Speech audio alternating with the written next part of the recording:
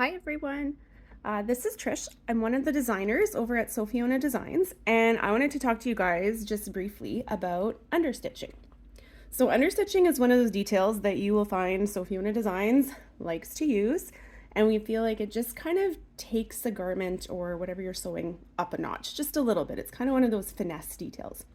So understitching is used when you basically want your lining to stay put. So I've got a piece here I'm going to be working on. The stripe is my main fabric.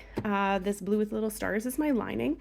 And when I have them pressed wrong sides together, I don't want that blue lining poking out. So the way we do that is we understitch it. And what that means is, from the other side, we are going to take the seam allowance and we are going to stitch it to the underneath layer, my lining. We're going to do that about 1/8 to 1/4 inch away from the original seam line. And yeah, so I'm just going to show you that. So this first little section, pretty straightforward. It's a straight line, and I'm just going to go straight along that part. I also tend to make my stitch length just a little bit longer when I'm doing this. It doesn't need to be as tight of a stitch. It's not holding the garment together.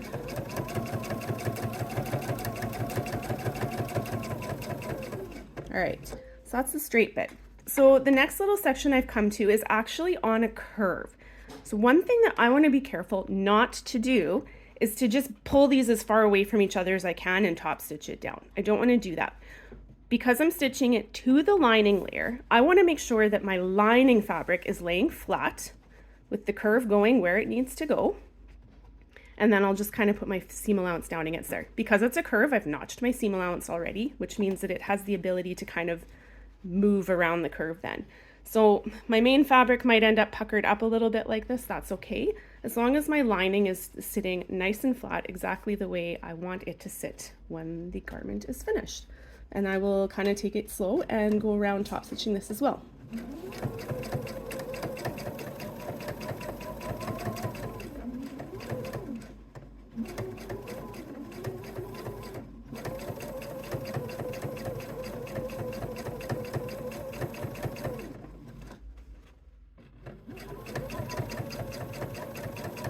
All right, just about done.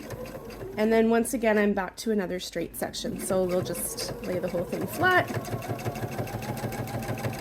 and stitch through all of that. That's it.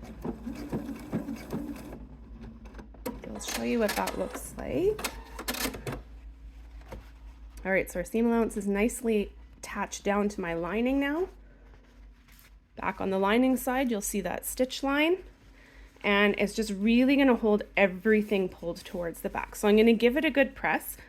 But yeah, just doing that, it basically holds my lining now so that from the right side of the item I'm making, it doesn't roll up. It's not visible. And it's just kind of a nice detail without having a big top stitching line through all layers, which in some cases works really well. And in other cases, I think just makes your item look a little more homemade, is what I would say, in the nicest way possible. So yeah, we really like understitching, and that's how it's done.